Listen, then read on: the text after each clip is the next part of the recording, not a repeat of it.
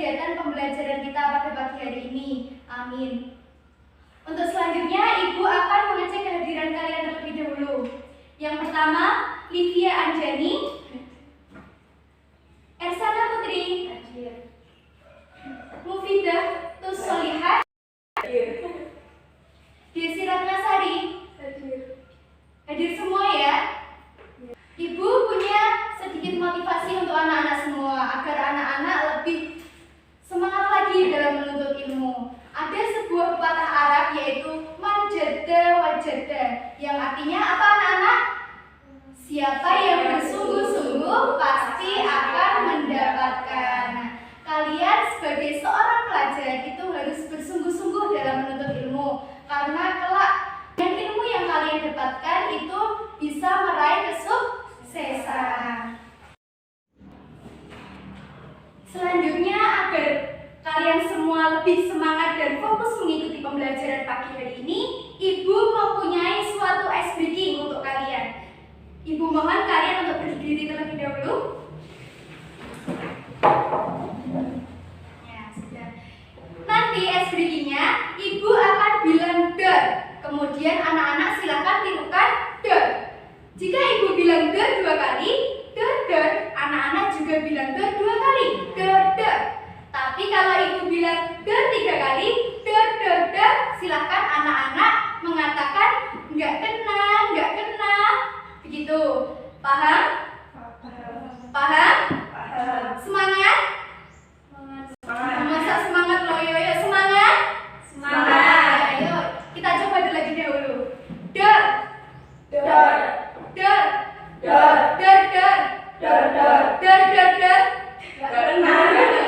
Gak usah malu. Nggak kena. Kalau Ibu bilang der 3 kali, yuk ulangi lagi. Der.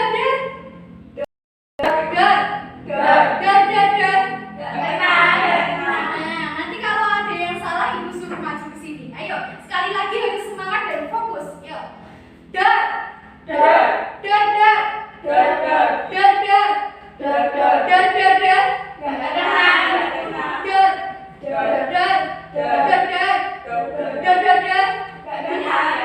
Udah, silakan duduk lagi. Pada pagi hari ini kita akan belajar mata pelajaran apa anak-anak? Iya, kita akan belajar fikih mengenai materi musahah. Baiklah anak-anak, hari ini kita akan membahas tentang musahah. Nah, yang akan kita pelajari itu ada 4 poin. Yang pertama yaitu adalah pengertian. Yang kedua ada hukum musahah. Yang ketiga rukun musahah. Dan yang terakhir nanti kita akan belajar tentang hikmah musahah. Nah, keempat poin inilah yang akan kita pelajari pada pagi hari ini mengenai materi musahah. Baiklah, kita masuk ke poin yang pertama yaitu mengenai pengertian musahah. Pengertian musahah ini menurut bahasa dan menurut istilah. Menurut bahasa, musahah itu berasal dari kata as-sahah, yang artinya adalah penyiraman atau pengairan. Sedangkan secara istilah, musahah sendiri merupakan kerjasama antara pemilik kebun atau tanaman dengan pengelola untuk memelihara dan merawat kebun atau tanaman dengan perjanjian bagi hasil yang jumlahnya itu sesuai dengan kesepakatan di dalam akad. Tadi apa anak-anak? Secara bahasa musahah berasal dari kata as-sahah, yang artinya penyiraman atau pengairan. Ke poin yang kedua yaitu tentang hukum musahah. Hukum musahah sendiri itu adalah mubah atau boleh. Sebagaimana dalam sebuah hadis riwayat muttafaq alaih yang bunyinya Ali bin Umar anna Nabiyya sallallahu alaihi wasallam amala ahla bisyaratin ma yakhruju minha min thamarin aw zar'in. Silakan untuk terjemahan hadisnya bisa dibacakan Mbak Vida. Dari Ibnu Umar radhiyallahu anhu, bahwasanya Nabi Shallallahu Alaihi Wasallam telah mempekerjakan penduduk Khaybar dengan syarat akan diberi upah separuh dari hasil tanaman atau buah-buahan yang keluar dari lahan tersebut. Nah, dari hadis yang telah Ibu dan Mbak Vida bacakan tadi, dapat kita ketahui bahwa Nabi Muhammad SAW dulu itu pernah mempekerjakan penduduk Khaybar dengan syarat akan diberikan upah dari hasil tanaman atau buah yang dihasilkan. Nah, dari situ dapat kita ambil kesimpulan bahwa jika ada seorang yang memiliki kebun dan di kebun tersebut ada suatu tanaman, namun si pemilik kebun itu tidak memiliki kemampuan atau waktunya terbatas untuk mengelola tanamannya, maka ia diperbolehkan untuk bekerja sama dengan orang lain yang dianggapnya itu memiliki kemampuan untuk mengelola, merawat, menyirami tanamannya hingga tanamannya tersebut dapat membuahkan hasil dan kelak keuntungannya bisa dibagi dua sesuai dengan kesepakatan di dalam akad. Jadi sudah jelas ya anak-anak bahwa hukum dari pelaksanaan musyawarah ini adalah boleh. Nah, selanjutnya mengenai rukun musyawarah dan hikmah musyawarah, ini Ibu akan membagi anak-anak menjadi dua kelompok, di mana masing-masing kelompok itu terdiri dari 2 orang.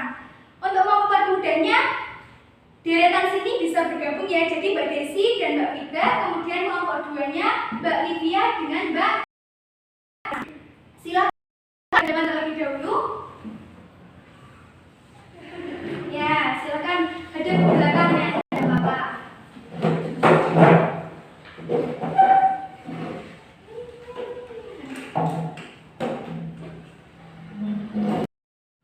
Baik, sekarang anak-anak sudah berpasang-pasangan. Selanjutnya silakan anak-anak untuk mengambil nomor yang telah Ibu sediakan ini. Jadi nanti di akhir diskusi anak-anak, Ibu akan menunjuk salah satu nomor untuk membacakan jawaban dari hasil diskusi ke depan kelas. Jelas anak-anak? Jelas. Jadi Ibu tidak tahu anak-anak dapat nomor berapa, kemudian siapa, itu Ibu tidak tahu. Silakan anak-anak untuk mengambil nomornya terlebih dahulu. Silakan dari sini ya. Nih, ambil satu-satu. Langsung ditaruh bawah saja.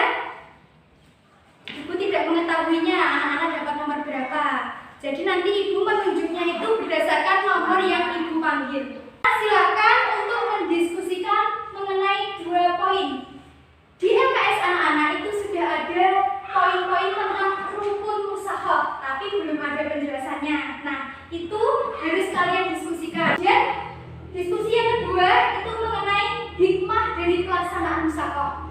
Setelah pelaksanaan musyawarah itu kira-kira apa hikmah yang anak-anak dapatkan? Nah, itu silakan dicari jawabannya tentang 2 poin ini. Jadi yang pertama rukun musyawarah dan hikmah musyawarah.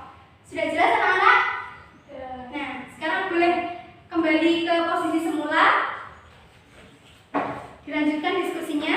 Silakan untuk mendiskusikan jawabannya. Nanti Ibu beri waktu 5 menit untuk mendiskusikan. Dapat memberi pekerjaan kepada orang lain. Gimana? Ada yang bingung?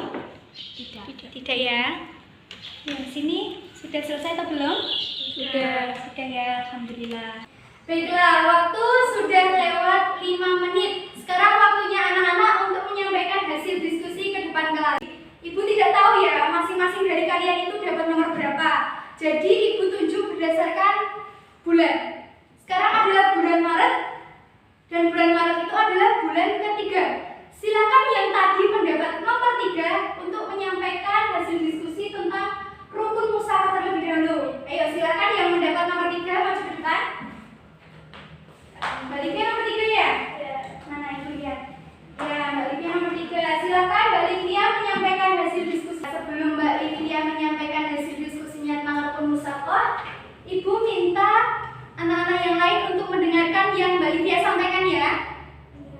dilihat nanti jawabannya sudah benar atau belum. Silakan Mbak Livia. Saya akan menyampaikan hasil diskusi saya dengan Ensa tentang rukun musyawarah. 1. Sigot atau akad, yaitu membeli dari pemilik kebun atau tanaman kepada pengelola. Ya, berhenti dulu. Jadi rukun yang pertama apa anak? Silver atau akad. Jadi akad itu merupakan tanda pemberian dari si pemilik kebun atau tanaman, kemudian diterima oleh si pengelola. Lanjut yang kedua. Dua pihak yang berada pemilik kebun atau tanaman dan si pengelola. Ya, benar sekali. Jadi rukun yang kedua yaitu dua orang yang berakad. Nah, dua orang yang berakad itu siapa? Yaitu si pemilik kebun dan si pengelola. Kemudian nomor 3. Objek musyawarah yaitu tanah, perkebunan dan tanaman. ya, benar sekali. Lanjut ke rukun yang terakhir. Mbak Fida diperhatikan. Pembagian hasil yaitu keuntungan yang didapat dari hasil panen dibagi untuk si pemilik kebun atau tanaman dan untuk pengelola. Ya, benar sekali. Dari kelima rukun tadi sudah benar. Sudah, Mbak Livia, boleh duduk kembali. Nah, untuk selanjutnya adalah penyampaian hasil diskusi tentang hikmah musyawarah. Sekarang Ibu akan menunjuk tahun. Sekarang adalah tahun 2021. Silakan yang memegang nomor 1 untuk maju ke depan. Mbak Fida ya, nomor 1 pas sekali. Jadi dari sana 1, dari sini 1. Yo, Mbak Fida, mana nomornya? Silakan Mbak Fida untuk menyampaikan hasil diskusinya. Saya akan menyampaikan hasil diskusi saya dengan gizi tentang hikmah musyawarah. 1. Terhindar dari penipuan dan pemerasan. 2. Dapat memberi pekerjaan kepada orang lain. Nah, benar sekali. Jadi dengan adanya pelaksanaan musyawarah itu secara tidak langsung si pemilik kebun atau tanaman itu memberikan pekerjaan atau menciptakan lapangan pekerjaan bagi orang lain yang memiliki kemampuan untuk mengelola, merawat, dan mengairi tanaman yang ada di kebunnya. Gimana anak-anak paham? Paham. Ya, terus yang selanjutnya? 3. Dapat mempererat silaturahmi. Ya, silaturahmi. Jadi dengan adanya pelaksanaan musyawarah itu tentu akan mempererat hubungan antara si pemilik kebun atau tanaman dengan si pengelola karena adanya interaksi di saat proses merawat atau mengelolanya. Sudah Mbak Fida atau ada lagi? Sudah. Bisa kembali ke posisi semula. Nah, itu tadi penyampaian hasil diskusi dari anak-anak mengenai rukun musyawarah dan hikmah musyawarah. Baiklah, mungkin dari penyampaian hasil diskusi tadi ada yang ingin ditanyakan? Ada. Silakan Mbak Elsa. Bu, untuk tanamannya apakah harus berbuah? Apakah tanamannya itu harus berbuah? Jawabannya tidak harus. Karena tanaman yang dijadikan sebagai objek itu boleh tanaman yang tidak berbuah ataupun tidak berbuah. Misalnya, yang tidak berbuah itu adalah pohon karet. Nah, pohon karet itu merupakan pohon yang tidak berbuah, tapi manfaatnya itu bisa dimanfaatkan oleh banyak orang. Dari kayunya, getahnya itu bisa dimanfaatkan oleh masyarakat. Getahnya bisa dijadikan ban. Terus pohonnya itu bisa digunakan sebagai pembuatan alat furniture dan alat mebel seperti itu Mbak Elsa. Sudah paham? Sudah. Baiklah, karena waktu sudah hampir habis, selanjutnya Ibu akan memberikan kesimpulan mengenai materi pembelajaran hari ini. Tapi sebelum Ibu menyampaikan kesimpulan, silakan posisinya kembali seperti semula. Sudah ya?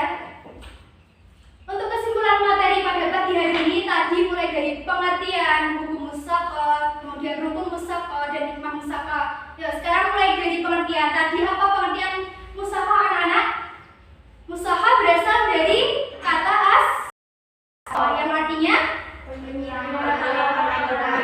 benar sekali. Kemudian buku musyawarah tadi apa? Boleh.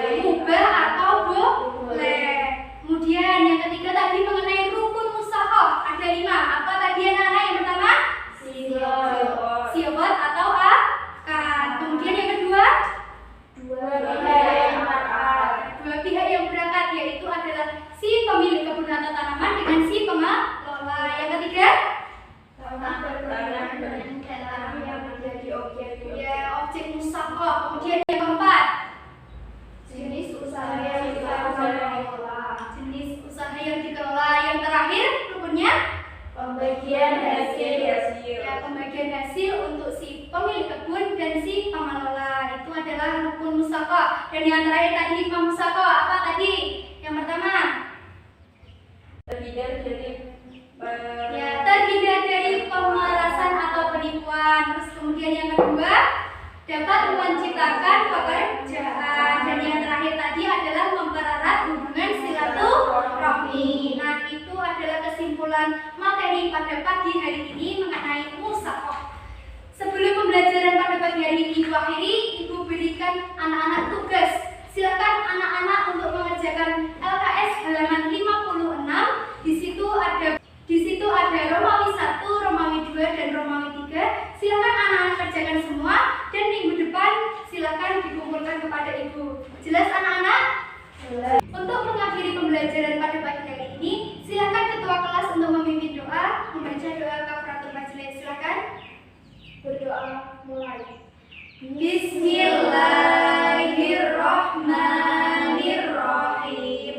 Subhanakallahumma wa bihamdika asyhadu an la ilaha illa anta astaghfiruka wa atubu ilaik. Alhamdulillahirabbil alamin. Ibu akhiri, wassalamualaikum warahmatullahi wabarakatuh.